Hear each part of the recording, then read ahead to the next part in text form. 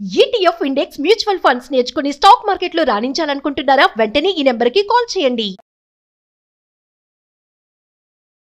బహుళ చికురభారం బద్ధపించావతంసం చపల చపల నేత్రం చారు బింబాదరోష్టం మధుర మృదులహాసం మందరోదారలీలం మృగయతి నయనం మే ముగ్ధవేషం మురారే.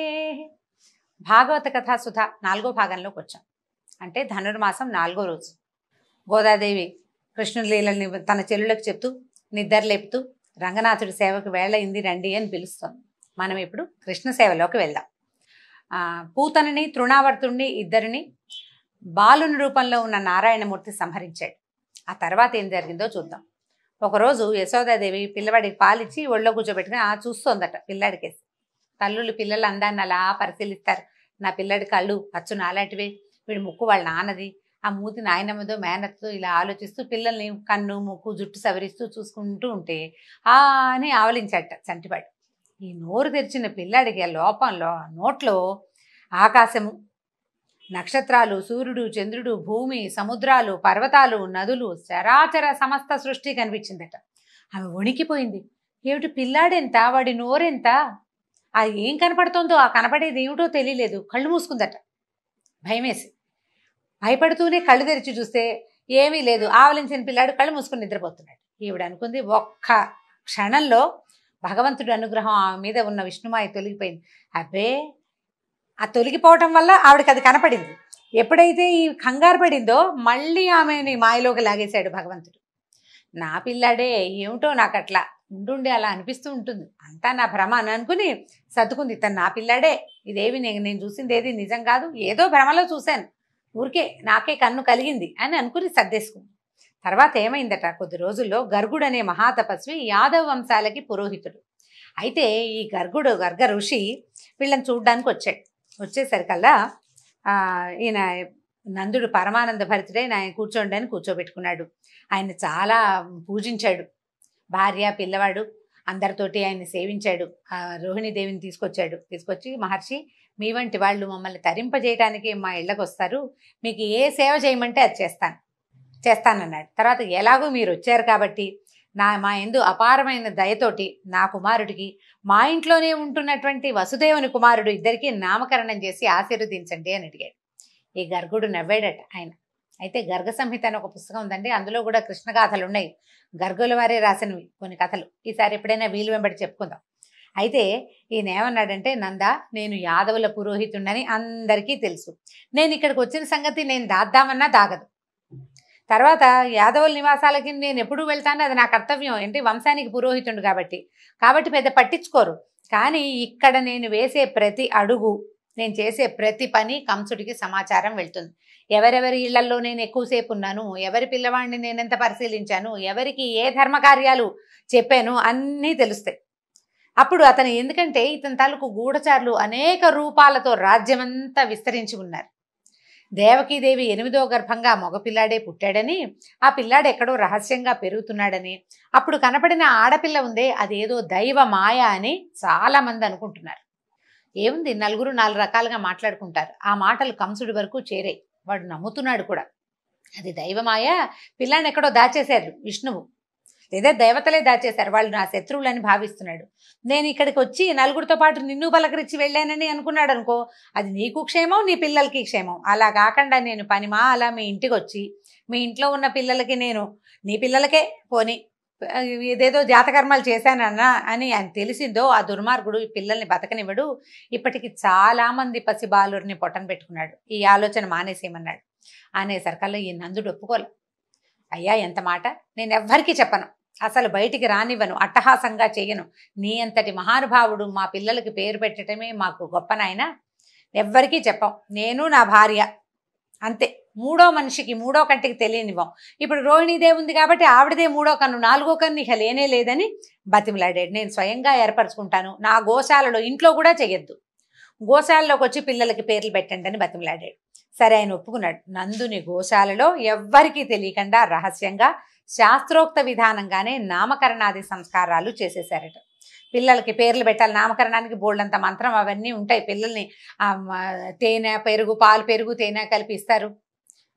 ఏవో చిన్న చిన్న మంత్రాలు పూజలు విధానాలు నడుస్తాయి, అన్నీ ఆయన స్వయంగా చేశాడు. పేరు పెట్టే సమయానికి ఏం చెప్పాడంటే ఆ బాలుడు ఎవరు, తను పేరు పెట్టబోతున్నటువంటి తంటివాడు ఎవరు అనేది ఆయనకి తెలుసు.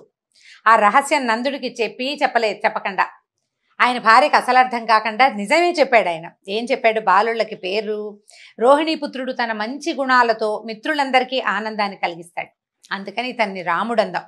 ఇతనికి మానవాతీతమైన బలం ఉంది, ఎందుకంటే 1000 పడగల ఆదిశేషువే అతని రూపంలో జన్మించాడు.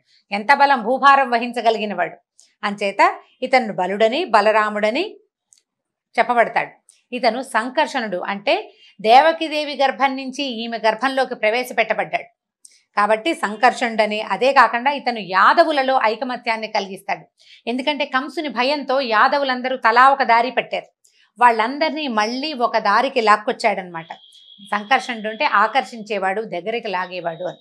కాబట్టి ఈ రకంగా ఈ పిల్లవాడికి సంకర్షణుడని నామధేయం బాగుంటుంది నాయన అని చెప్పాడు. ఇక నీ కొడుకు ఉన్నాడే, నల్లగా ఉన్నాడు కదా, అందుకని ఇతను కృష్ణుడు అనే పేరుతో ప్రసిద్ధుడవుతాడు. అయితే పూర్వజన్మలో వసుదేవునికి ఇతను పుత్రుడై పుట్టాడు. పూర్వజన్మల్లో వసుదేవుడు ఈ రూపంలో లేడు, ఏదో రూపంలో ఉన్నాడు. ఈ పిల్లవాడు కూడా దానికి తగిన రూపంలోనే అక్కడ జన్మించాడు. ఈ రహస్యం తెలిసిన వాళ్ళు ఇతన్ని వాసుదేవుడు అని పిలుస్తారు. పూర్వజన్మలో వసుదేవుని కుమారుడు, ఇప్పుడు అతని మిత్రుడైన నీ దగ్గర పెరుగుతున్నాడు అని చెప్పి ఈ కుమారుడు ఉన్నాడే, ఇతను ఉత్తమ గుణాలలోనూ శోభలోనూ సంపదలోనూ కీర్తిలోనూ శ్రీమన్నారాయణుడితోటి సమానుడవుతాడు. ఇతడు మీ గోకులాన్ని అనేక ఆపదల నుంచి కాపాడతాడు, అనేక అద్భుతమైన కార్యక్రమాలు చేయబోతున్నాడు నాయన. ఇతని గుణాలని బట్టి, ఇతను చేయబోయే అతిమానుషమైన చేష్టితాలని బట్టి యోగులు ఋషులు అనేక పేర్లతో పిలుస్తారు. ఇతనికి ఒక్క పేరు కాదు, నేను పెట్టేది ఒక పేరే, ఇతనికి ఒక్క పేరుతో ఉండడు, అవే సహస్రనామాలు అవుతాయి. ఏమరపాటు లేకుండా పిల్లాన్ని కాపాడుకోమని చెప్పి ఎవ్వరికి తెలియకుండా ఈ పిల్లలిద్దరికి రాముడని కృష్ణుడని నామకరణం చేసి గర్గుడు వెళ్ళిపోయాడు. ఎవరికి తెలీదు, నందవ్రజంలో కూడా ఎవరికి తెలీదు. నాన్న పెద్దమ్మ అమ్మ పిలుస్తుంటే ఆ పేరుతో అందరూ పిలవడం మొదలెట్టారు. వాళ్లే పెట్టుకున్నారు పేరు అనుకున్నారు. గర్గుడు వచ్చి నామకరణం చేసే సంగతి బయటికి రానివ్వలేదు. ఇక నామకరణం జరిగింది. పిల్లలు చేతులతోటి మోకాళ్ళతోటి పాకటం మొదలుపెట్టారు. తల్లులు చక్కగా స్నానాలు చేయించి చంద్రం గిందరం రాసి బాగా చేస్తే పౌడర్లు రాసి కూర్చోబెడితే ఇద్దరు పోయి బురదలోకి వెళ్ళి దుమ్ములో ఆడుకుంటూ ఆనందించేవాళ్ళు. పిల్లలకి మట్టి అంటే మహా ఇష్టం. అందులో రాముడు కృష్ణుడు కూడా దానికి ఏమీ ఇది కాదనమాట. అక్కడ వాళ్ళ ఏం తగ్గరు, వాళ్ళు కూడా అందులోనే ఉంటారు. పాక్కుంటూ పక్క ఇళ్ళ వైపుకి వెళ్ళటం. కొంచెం నడకొచ్చాక ఈ కాళ్ళకి మువ్వలు పట్టీలుండము గజ్జలు అవి కడితే మొలనూలు వాటితోటి చిన్న చిన్నగా గల్లు గల్లు మన సందడి చేసుకుంటూ పక్క వాళ్ళ ఇళ్లల్లోకి పొరుగు ఇళ్ల వరకు వెళ్ళేవాళ్ళు. పాకుతూ ఉండేవాళ్ళు. పాకి వెళ్ళటం, ఒక అడుగు 2 అడుగులు వేయటం. పాకటం స్పీడ్గా వస్తుంది, నడక నిదానంగా వస్తుంది కదా. ఈ కొత్త వాళ్ళు ఎవరైనా కనపడంగానే భయపడినట్టుగా తలంటే బాల్య చేష్టలే. ఈ దేవతాంశతోటి పుట్టిన వాళ్ళనే భావం కలిగించే వాళ్లే కాదు. పిల్లవాడు బహుసుందరమైన వాడు, ఒకడు తెల్లనివాడు ఒకడు నల్లనివాడు. పాకటము, పరిగెత్తటము, నడవటము, ఎవరినైనా కొత్త వాళ్ళని చూడగానే బెంగగా మొహం పెట్టి అమ్మ కోసం వెతుక్కోవటము, దాంతో తల్లులకి పరమానందంగా ఉంటుంది. ఎవరైనా వచ్చినప్పుడు వాళ్ళ దగ్గరికి వెళ్ళకుండా తల్లి దగ్గరికి వస్తే తల్లికి ఎంత పొసెసివ్నెస్ అనమాట, మహాద్భుతమైన ఆనందం కలుగుతుంది. కొత్త వాళ్ళ దగ్గరికి మా పిల్లాడు వెళ్ళడని వాళ్ళ పిల్లాడిని వాళ్ళే ఎత్తుకుంటారు, మోయడం కష్టమైనా సరే. ఇలాంటి ప్రతి చిన్న ఆనందాన్ని ఆ తల్లులకి సమకూర్చారు దేవదేవులు ఇద్దరూ కలిసి. అక్కడి నుంచి కాస్త నడక బాగా వచ్చాక ఇక అల్లరి ప్రారంభం. ఈ లేగదూడలు దొరికితే వాటి తోకలు పుచ్చుకుని వాటి వెనకాల పరిగెత్తడం. అక్కడి నుంచి ఈ వయసున్న పిల్లలే 5-6 వచ్చేవాళ్ళు చుట్టుపక్కల. ఏ ఇంట్లో అయినా ఇల్లాలు పనిలో ఉంటే ఎవరిల్లైనా ఒకటే ఇంట్లోకి వెళ్ళిపోవటం, పెరుగు వెన్న దాచే కుండల్లోకి చేతులు పెట్టడం, చిన్న పొన్న చిటిపుట్టి చేతులతోటి వెన్న తీసుకుని తినటం, తిన్నంత తిని బయట కోతులు తిరుగుతుంటే వాటికి కూడా పెడుతుండేవాళ్ళ. ఈ గోప స్త్రీలు బాబు పిల్లాడు ఎంతసేపు అల్లరి, వాళ్ళని వీళ్ళని ఈ గుంపునంతా వేసుకుని ఇంట్లోకి వస్తున్నాడు, రాజుగారి అబ్బాయి గట్టిగా ఏమీ అనడానికి వీల్లేదు. అందుకని ఏం చేసేవాళ్ళు, వీళ్ళు కింద పెట్టడం అనేది ఉట్టులో పెట్టేవాళ్ళు. ఉట్టులో పెడితే ఓ చిన్న పీటో రోలో మోసుకొచ్చి దాని మీద పెట్టైనా కుండలు అందుకునేవాళ్ళు. వాళ్ళ ఇంట్లో పీట రోలు లేదనుకోండి, ఓ కుర్రాన్ని నుంచోబెట్టి వాడి భుజాల మీదకి ఎక్కి వాడి భుజం మీద నుంచి అయినా వెన అందుకునే ప్రయత్నం చేసేవాళ్ళు. ఇక ఎంత అల్లరో, ఎంత కాపు కాసి పట్టుకున్న భువనమోహనమైన నవ్వటం, కొంటెగా కళ్ళార్పటం. ఆ నవ్విన నవ్వుకి వాళ్ళు లొంగిపోయి ఇలా ఏమంటాం, చిన్నపిల్లాడు లేక పుట్టిన రాచవారి బిడ్డ, దాంతో వదిలిపెట్టేసేవాళ్ళు. ఒకవేళ ఏదైనా గట్టిగా వీళ్ళు చెప్పబోయారా, ఏడుపు మూతి పెట్టుకుంటాడు, వాళ్ళ అమ్మదే ఒళ్ళో చేరిపోతాడు. ఆవిడేమంటుంది, అయ్యో మా పిల్లాడు అసలు ఇంకా పాలే వదలలేదమ్మా, నా దగ్గరే పడుకుంటాడు, నాతోటే ఉంటాడు, అసలు బయటికే వెళ్ళాడు మా పిల్లాడు, కాసేపట్ల గుమ్మల్లో అంతే, నేను పని వేళ ఉన్నప్పుడు తప్పిస్తే అసలు పక్కిళ్ళకి రావటం ఏమిటి అని పోటాడేది ఆవిడే. ఊరుకునేది కాదు. మా అబ్బాయి ఎందుకు చేస్తాడు, పైగా చుట్టుపక్కల పిల్లలంతా మా పిల్లాన్ని తీసుకెళ్తారు, వీడు చిన్న పిల్లాడు అందరికంటే, వాడికేమొచ్చు, వాడికేం ఎక్కడం రాదు, ఏమి రాదు, వెన్నేం తింటాడు, ఇంకా పాలు మానని పిల్లాడా అని వెన్న తింటాడా అని రివర్స్ అయ్యి పోట్లాడేది అనమాట. ఏ పని చేసుకున్నా సరే ఎంతసేపు ఇదే గోల. సరే వాళ్ళంతా ఏమనుకున్నారు, ఇలా కాదు మనం ఒక అన్నేసి ఉంచాలి, సరిగ్గా వెన్న ముట్టుకోగానే ఆ వెన్న చేత్తోటే పట్టుకెళ్ళి చూపిద్దాం, వీడు వెన్న తింటాడని తల్లి అసలు నమ్మదు. తల్లిపాలు మానని వాడు వెన్న ఎందుకు తింటాడు, వెన్నకి మజ్జిగ రుచి ఉంటుంది. పాల రుచి అలవాటు ఉన్న పిల్లాడు మజ్జిగ ఎందుకు తింటాడు, మజ్జిగ రుచితో ఉన్న వెన్నని అని ఆవిడ ఒప్పుకునేది కాదు. ఇక ఏమరపాటు లేకుండా బాగా కాపలా కాసారు. ఓ రోజు పట్టుకునేసరికల్లా వాళ్ళ ఇంటికి వెళ్తే ప్రతి ఇంట్లోనూ ఓ కృష్ణుడు పట్టుబడ్డాట. ఒక ఆవిడ దొరికాడు మాకని ఆవిడ పక్కింటి ఆవిడ ఇద్దరు కలిసి వాళ్ళ ఇంట్లో కృష్ణుడిని పట్టుకున్నారు. ఈ పట్టుకున్న కృష్ణుడిని యశోద దగ్గరికి తీసుకెళ్తోంది ఆవిడ. మా ఇంట్లో దొరికాడు మీ పిల్లాడని. తీరా చూస్తే పక్కింట్లోంచి ఓ కృష్ణుడు, ఆ పక్కింట్లోంచి ఇంకో కృష్ణుడు, ఇట్లా ఇంటికి ఒక్కొక్క కృష్ణుడు చొప్పున రావడం మొదలుపెట్టాడు. దాంతో ఇదేమి వింత అంటే తమ చేతుల్లో ఉన్న కృష్ణుడు కూడా అంతలోనే మాయమైపోయాడు. అంతా సర్వం విష్ణుమాయే. వీళ్ళంతా యశోదాదేవి గుమ్మం దగ్గరికి వెళ్తే ఏమిటమ్మా పొద్దున్నే పనిమాలే వచ్చారు అంటుంది ఆవిడ. చూపించడానికి చేతిలో పిల్లాడేడి, విష్ణుమాయకి లొంగిపోయారనమాట వీళ్ళు. తర్వాత ఇలా జరుగుతూ ఉండేది ప్రతి వాళ్ళకి. ఆ పిల్లవాడు మన ఇంటికి రావాలనే ఉండేది. వాడిని ఎంత భరించలేరో అంత కావాలి, ఎంత భరించలేరో అంత చూడకుండా ఉండలేని స్థితిలోకి వచ్చేసింది. మొత్తంగా నందవ్రజం అంతా ప్రతి ఇంట్లోనూ కృష్ణుడు కంట పడకపోతే తోచని క్షణాలు వచ్చేసినాయి వాళ్ళకి. ఏమయ్యాడు, ఫలానా చోట ఉన్నాడు అంటే సిమితం, వాడు ఎక్కడున్నాడో తెలియలేదా అంటే భయం అనమాట. పిల్లాడు ఏమైపోయాడని అందరూ తల్లితో పాటు మిగిలిన ఇలా అమ్మలు కూడా వెతుక్కుంటూ పోయేవాళ్ళు కృష్ణుడి కోసం. అయితే ఒకసారి ఏమైందట, గోపబాలురంతా ఆడుకుంటున్నారు. బలరాముడు మళ్ళీ కొందరు వచ్చి పరిగెత్తుకుంటూ వచ్చి అమ్మ ఇంకేముంది, కృష్ణుడు మన్ని తినేస్తున్నాడు, గుప్పెళ్ళు ఎత్తి నోట్లో పోసుకుంటాడమ్మా మట్టి అన్న అనేసరికల్లా గభాలను పరిగెత్తుకుంటూ వెళ్ళింది ఆవిడ.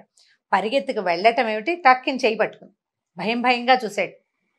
ఏమిటి నువ్వు మడ్డు తింటున్నావా అని కేకలేసింది. కేకలేసరికల్లా నేనెందుకు తింటాను మట్టి, అయినా నేనేమిటి, ఈ బ్రహ్మాండం అంతా నాలోనే ఉందని మనకు చెప్తున్నాడు అనమాట. నా మాట నమ్మకపోతే ఎదురుకుండా ఇప్పుడు వాళ్ళు అబద్ధం చెప్తున్నారు, ఆడుకుంటుంటే ఓర్చుకోలేక అన్నయ్య అందరూ అబద్ధం చెప్తున్నారు, నా నోరు చూడు కావాలంటే నువ్వని చెప్పేసి నోరు తెరిచి చూపించాడు. నోట్లో చూడొద్దు, నోట్లో ఏముందో, పిల్లలు నోట్లో ఏదైనా పెట్టుకుంటే నోరు తెరిచి చూపించారు. నోరు తెరువంటే ఇక ససేమిరా నోట్లో ఉన్నది మింగేసేదాకా మన కంటికే కనపడదు. ఈయన మాత్రం నోరు తెరిచి వాళ్ళ అమ్మకి చూపించబోయాడు. ఈ నోరు తెరిచేసరికల్లా ఎట్లా ఉంది, నోటిలో ఆకాశము, నక్షత్ర మండలము, చంద్రుడు, దిక్కులు, ఇంద్రాది దేవతలు, బ్రహ్మ, తత్వరజస్తమో గుణాలు, పంచ తన్మాత్రలు, భూగోళాన్ని, దాని చుట్టూతా ఉండే వాయుగోళం, 14 లోకాలు సముద్రాలతో సహా నోట్లో కనపడుతోంది. ఆవిడ నిర్ఘాంతపోయింది. పైగా ఆ చూస్తున్న ఆవిడకి తన నందవ్రజము, గోకులము, అందులో ఉన్న గోపస్త్రీలు, గోవులు, గోపాలురు అందరూ, ఆఖరికి బలరాముడు తను కూడా ఆ నోట్లోనే కనపడుతున్నారు. ఆ నోరు తెచ్చుకుని చూస్తూ ఉండిపోయింది. క్షణంలో ఆవిడకి ఏమైంది, కలయో వైష్ణవమాయో అంటారు పోతన గారు.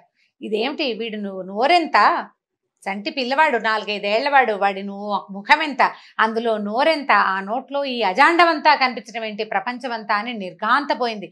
అసలు నేను యశోదాదేవిని కానా, వీడు నా కొడుకు కాదా, ఏమిటి ఇదేని ఎంత అయిపోయిందో. కలయో వైష్ణవమాయ ఉంది, ఇదేమిటి. ఆవిడికి విష్ణుమాయ మీద అవగాహన ఉంది కొంత. ఈ కనపడుతున్న బ్రహ్మాండాన్ని దాన్ని నిశ్చయించలేకపోయిందనమాట. ఒక్క క్షణం ఆవిడకి బుద్ధికి తెలిసిపోయిందనమాట. ఈ ఏదైనా సరే విశ్వాత్మకుడైన శ్రీహరి యొక్క విశ్వరూపాన్ని స్పష్టంగా తెలుసుకోగలిగాను. ఈ పిల్లాడికి ఏదైనా జన్మతోటే యోగ సిద్ధి ఉండుండొచ్చు. వాడు పాలు దాగి ఒక రాక్షసుని చంపేశాడు. కాలుతో తన్ని ఒక బండిని పడగొట్టాడు. గాలితో పైకి వెళ్ళి గాలితోటి కిందకు వచ్చేసాడు. అంటే ఈ పిల్లవాడి యోగ సిద్ధి ఉంది. వీడే విష్ణువేమోనని అనిపించటం లేదు ఇంకా ఆవిడికి. కానీ విశ్వాత్మని తను చూడగలిగానని మాత్రం అర్థమైంది. ఈ పిల్లాడు నా పుత్రుడని, వీడు నా నందుడు నా భర్తని, గోకులానికి ప్రభువని, నేను రాణిని, నేను ఎంతో భ్రమలో ఉన్నాను, కానీ ఈ ప్రపంచమంతా పరమాత్మేనని, అదంతా ఆయనదేనని నేను తెలుసుకోలేకపోయానే అని ఆవిడ అసలు ఒక్క క్షణం ఆమెకేమీ అర్థం కాలేదు. ఎంత అత్యద్భుతమైన పద్యం రాశారో, మామూలు పద్యం కాదండి. అసలు ఆ పద్యం చదువుతున్నప్పుడల్లా ఎంత ఎక్సైటింగ్గా ఉంటుందంటే రోమాంచితంగా ఉంటుంది. విందాం చూడండి. కలయో వైష్ణవమాయయో ఇతర సంకల్పార్థమో సత్యమో తలపన్ నేరకయున్నదాననో యశోదాదేవిగానో పరస్థలమో బాలకుడెంత ఈతని ముఖస్థంవై అజాండంబు ప్రజ్వలమైయుండుటకేమి హేతువో మహాశ్చర్యంబు చింతింపగన్ అని ఆశ్చర్యపోతుంది. ఏమిటిది అని ఆశ్చర్యపోయి క్షణంలో ఆమెకి పరమార్థ జ్ఞానం కలిగించేశాడు తల్లికి. అంతవరకు పరమాత్మ అనుకుని ఎవరికి దండం పెట్టిందో ఒక్క క్షణంలో కన్ను మలిపేశారు కల్లా తన పసిపిల్లవాడు ఆవిడ కనపడ్డాడు. ఈ బుద్ధి తెలిసిపోయింది ఆవిడికి. ఎప్పుడైతే ఈ భగవంత జ్ఞానం ఇది నేను ఇది గాను అది ఇది ఇది ఇది అని అనుకున్న తర్వాత కన్ను మూతబడి లేచేసరి కల్లా ఒక్క రెప్పపాటులో ఆమెకు పరమార్థ జ్ఞానం కలిగి మరల విష్ణుమాయ కమ్మేసింది. తన చిన్న కొడుకు నోరు తెరిచి ఆ అని చూపిస్తున్న చిన్నవాడే కనిపించాడు ఆవిడికి. తల్లి ప్రేమ తప్పిస్తే ఇంకేం లేదు. పిల్లాన్ని కావలించుకుంది. నా పిల్లాడు మట్టి తినలేదమ్మా, బంగారు కొండ, వీడు అలాంటి పనులు చేయడు, అందరు పిల్లలు నా పిల్లాడి మీద ఏవో ఒకటి కొండలు చెప్తున్నారు, ఆ పెద్దాళ్ళు అంతే పిల్లలు అంతే అని అందరినీ వాళ్ళని అనుకుని ఆ పిల్లాడిని ఎత్తుకుని కావలించుకుంది. నా పిల్లాడు మంచివాడు, బుద్ధిమంతుడు, బంగారు కొండ అని చక్కగా ఎత్తుకుని ఇంట్లోకి తీసుకుపోయిందట. అయితే ఈయన అడుగుతున్నారు పరీక్షణ్ మహారాజు, ఈమెకి ఇంత అదృష్టం ఎలా కలిగింది? ఏం చేసింది ఈవిడ కనలేదు. ఈ పిల్లాన్ని కన్నది దేవకీదేవి. ఆవిడకి చెప్పాడు 3 జన్మలు నువ్వు అడిగిన వారం ప్రకారం నువ్వు 3 సార్లు నీకు జన్మించానని నారాయణమూర్తి స్వయంగా సెలవిచ్చాడు. యశోదాదేవి ఏ పుణ్యం చేసి భగవంతుడికి పాలిచ్చి పెంచి తల్లి బిడ్డకి అంత అపురూపమైన మాతా శిశువుల మధ్యలో ఉండవలసిన ఆ అపురూపమైన ఆనందాన్ని ఆమెకి ఎందుకు దొరికిచ్చాడు? ఏం చేసింది ఆవిడ అని అడిగితే శుకులు చెప్తున్నారు, నందుడు పూర్వజన్మలో ద్రోణుడనే వసువులలో బహుశ్రేష్ఠుడట. అంటే ఒక దేవత అన్నమాట. అతని భార్య ధర. వాళ్ళిద్దరూ బ్రహ్మను గురించి తీవ్రమైన తపస్సు చేశారట. అయితే వాళ్ళు ఏమడిగారంటే, దేవా, ఏ శాస్త్రజ్ఞానం లేకపోయినా వేదాంతాలు అనేవి ఉన్నాయని తెలియకపోయినా జగత్ప్రభువైన విష్ణువు పట్ల నిష్కామ భక్తి కలిగి ఉంటే మానవుడు జనన మరణ వలయాన్ని ఛేదిస్తున్నాడు. నరకవాసలోకం నుంచి సునాయాసంగా తప్పించుకుంటున్నాడు. అది భూలోకవాసుల భాగ్యం. దేవతలకు ఆ భాగ్యం లేదు. మనం దేవతలు గొప్ప అనుకుంటాం, వాళ్ళు మనకి వరాలు ఇస్తారు.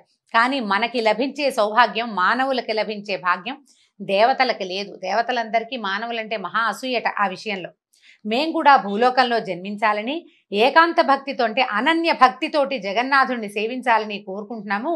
ఆ కోరిక తీరాలని వరం ఇవ్వమని బ్రహ్మని వరం అడిగారట. భార్యాభర్త ఇద్దరికి ఏకబుద్ధి కలిగి ఉండటం ఎంత గొప్ప విశేషం అండి. భార్యాభర్తలు చెరుకో రకమైనగాను ఉంటారు, చెరో చోటు నుంచి వస్తారు, ఏవో కొన్ని భావాలు కలుస్తాయి, అన్ని భావాలు కలవు. ఇలాగ తదేక భక్తి తత్పరత ఉండటం చాలా విశేషమైన సంగతి. వీళ్ళిద్దరూ ఈ వరం అడిగితే తథాస్తన్నాడట. ఆ ద్రోణుడే భూలోకంలో నందుడుగా జన్మించాడు. అతని భార్య ధర యశోదయింది. వాళ్ళకి పుత్రుడైన కృష్ణుడి పట్ల ఏ కోరిక చేత మలినం కాని ప్రేమ, అంటే మనం శ్రీహరి పట్ల కలిగే ఈ ప్రేమని భక్తి అంటాం మనం. వాళ్ళకి ఆ భక్తి కలిగింది. గోకులంలో ఉన్న గోపాలుడికి గోపస్త్రీలకి సహజంగానే స్వామి మీద ప్రేమ కలిగింది. లోకేశ్వరుడైన విష్ణువు తన కుమారుడైన బ్రహ్మ ఇచ్చిన వరం నిజం చేయటానికి బాల్యమంతా గోకులంలో ఉండి నంద యశోదలకి తనని ప్రేమించి సేవించే భాగ్యం కలిగించాడు. అయితే చూడండి, దేవకీ వసుదేవులు తమ విష్ణువుని తమకు కుమారుడుగా పుట్టమని మాత్రమే కోరారు. కృష్ణావతారంలో ఆయన ఆ కోరిక తీర్చాడు వాళ్ళకి. అదే అవతారంలో నంద యశోదలకు కోరిక కూడా తీర్చవలసి వచ్చింది. అంచేత వాళ్ళకి తనని ప్రేమించి సేవించే అవకాశాన్ని, పాలిచ్చి పెంచి పోషించే అవకాశాన్ని భక్తులకి కల్పించాడు భగవంతుడు. ఈ విషయాన్ని శుకులు మన పరీక్షణ్ మహారాజుకు తెలియజేశారు. ఈ తర్వాత మరిన్ని కృష్ణలీలల్ని వచ్చే భాగంలో తెలుసుకుందాం. నమస్కారం.